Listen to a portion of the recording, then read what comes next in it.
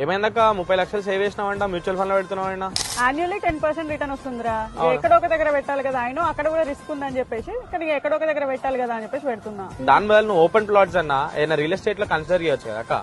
ఇప్పుడు లైవ్ గా నీకు హైదరాబాద్ రియల్ ఎస్టేట్ లో లాస్ట్ 10 years చూసుకుంటే ఎవ్రీ 3 years కి డబుల్ అయినాయి ప్లాట్స్ అన్ని. నీకు కంపారబుల్స్ లైవ్ కంపారబుల్ చేయాలనుకుంటే మహేశ్వరం శ్రీశైలం హైవే పైన 3 years బ్యాక్ 10,000 కొన్నాడు 25,000 కి అమ్ముతున్నాడు. కొంగరకొలం దగ్గర 8,000 కొన్నాడు 20,000 అమ్ముతున్నాడు. విజయవాడ హైవే పైన 6,000 కొన్నాడు 3 years బ్యాక్, ఇప్పుడు 18,000 20,000 కి అమ్ముతున్నాడు. షాద్ నగర్ లో 6,000 కొన్నాడు 18,000 20,000 నడుస్తుంది. నువ్వు మ్యూచువల్ ఫండ్స్ లో చూసుకుంటే 8 years లో కాంపౌండ్ తో క్యాలిక్యులేట్ చేసుకున్నా కూడా నీకు 100% నీకు రిటర్న్స్ వస్తున్నాయి. ఇలా నీకు 3 years వస్తున్నాయి, ప్లస్ నీకు ఒక స్టాండర్డ్ అసెట్ ఉంటది. ఇలా సబ్జెక్ట్ టు మార్కెట్ రిస్క్ ఏముండయాక అయినో మీ అందరికి ఇన్వెస్ట్ చేయాలని ఉంటది అని అండ్ మ్యూచువల్ ఫండ్స్ ఫస్ట్ వచ్చే ఆప్షన్ అని.